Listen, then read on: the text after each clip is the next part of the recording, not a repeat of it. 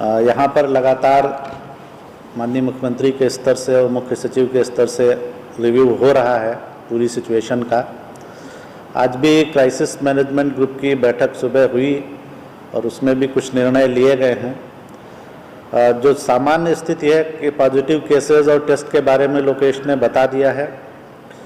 आपदा राहत केंद्र जो हमारे आज की तिथि में चल रहे हैं वो 196 हैं। काफ़ी इनकी संख्या बढ़ाई गई है ताकि ज़्यादा से ज़्यादा लोग इनका लाभ ले सकें और इनमें लगभग 60,000 लोग 59,960 यानी लगभग 60,000 लोग इनका फ़ायदा उठा पा रहे हैं। जो पंचायत स्तरीय क्वारंटाइन कैंप्स चल रहे हैं उनमें चूँकि लोगों का समय क्वारंटाइन का पूरा हो रहा है तो उनकी संख्या कम हो रही है। अभी वो 1040 कैंप्स हमारे चल रहे हैं और इनमें 8,468 इतने लोग अभी आवासित हैं जिनको वहाँ पर भोजन और आवासन और चिकित्सीय जांच की सुविधा दी जा रही है। इसके अलावा जो कॉल्स और मैसेजेस हमारे पास आते हैं विभिन्न जगहों से और विशेष रूप से जो बिहार के बाहर फंसे हुए हमारे लोग हैं उनसे, तो ये कॉल्स और मैसेजेस मिला के लगभग 79,285 इतने कॉल्स या मैसेजेस हमको आए हैं। और इन सभी के लिए अब जो एक व्यवस्था की गई है कि वो बिहार भवन में दिल्ली में कंट्रोल रूम में फ़ोन आते हैं या आपदा प्रबंधन विभाग के कंट्रोल रूम में आते हैं या मुख्यमंत्री सचिवालय को आते हैं, तो इन सभी को हम लोग अब आपदा प्रबंधन विभाग के इंटीग्रेटेड जो कंट्रोल रूम है वहाँ पे ट्रांसफ़र किया जाता है और हर जगह से हम लोग उनसे फीडबैक भी लेते हैं और उनको जो भी आवश्यकता होती है उसके लिए संबंधित राज्य सरकारों से समन्वय कर, जिला प्रशासन से समन्वय कर आवश्यक व्यवस्था सुनिश्चित कराई जाती है।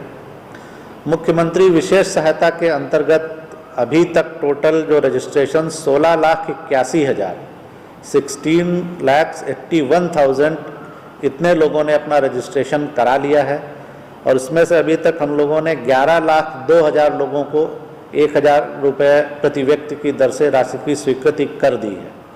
ये राशि भी शीघ्र ही उन लोगों को उनके अकाउंट में मिल जाएगी। जो बिहार फाउंडेशन काम कर रहा है 9 राज्यों में और 12 शहरों में, उसमें 55 कैंप्स 55 कैंप्स अभी हमारे चल रहे हैं।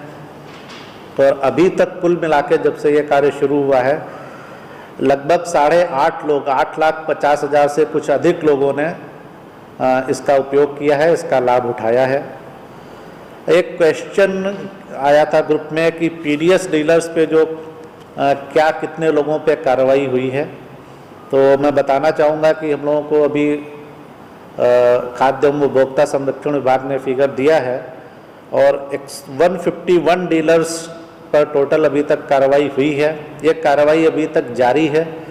इनमें से 151 में से 79 केसेस में एफआईआर भी हुई है और 102 इतने केसेस में जो पीडीएस डीलर का लाइसेंस सस्पेंड किया गया है। तो ये अभी तक जो शिकायतें मिली हैं विभिन्न जिलों में और जो कार्रवाई हुई है पीडीएस डीलर्स पे, उसका अपडेट है। एक क्वेश्चन आया था कि 20 तारीख के बाद से क्या एक्टिविटीज़ शुरू होंगी और एक दो लोगों ने इस तरह का प्रश्न किया था। तो मैं इसमें 2 चीज़ क्लैरिफाई करना चाहता हूँ कि एक तो ये एक consolidated guidelines already ministry of home government of India से इशू हो गई हैं कि कौन कौन सी एक्टिविटीज़ परमिटेड हैं और वही एक्टिविटीज़ को परमिशन दिया गया है।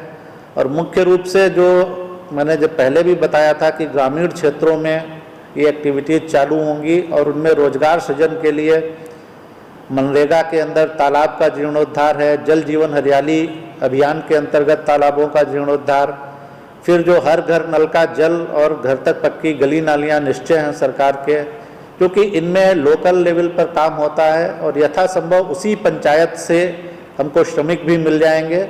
तो जो भी सोशल डिस्टेंसिंग की गाइडलाइंस हैं उनका पालन करते हुए ये कार्य कराए जाएंगे। फिर शौचालय का निर्माण है। इसके अलावा एंटी एरोजन और फ्लड प्रोटेक्शन वर्क ये भी बहुत इम्पॉर्टेंट है, ये काम हो रहा है।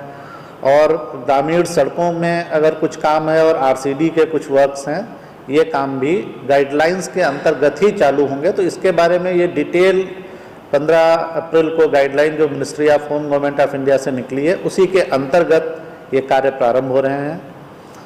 इसके अलावा हम लोग चूँकि लोगों की जानकारी के लिए हम लोगों ने एक विचार किया है और एक ऐड फुल फ्लेज्ड ऐड हम लोग निकालेंगे जो कल अखबारों में आ जाएगा, उसके माध्यम से भी आम लोगों को हम लोग जानकारी दे देंगे।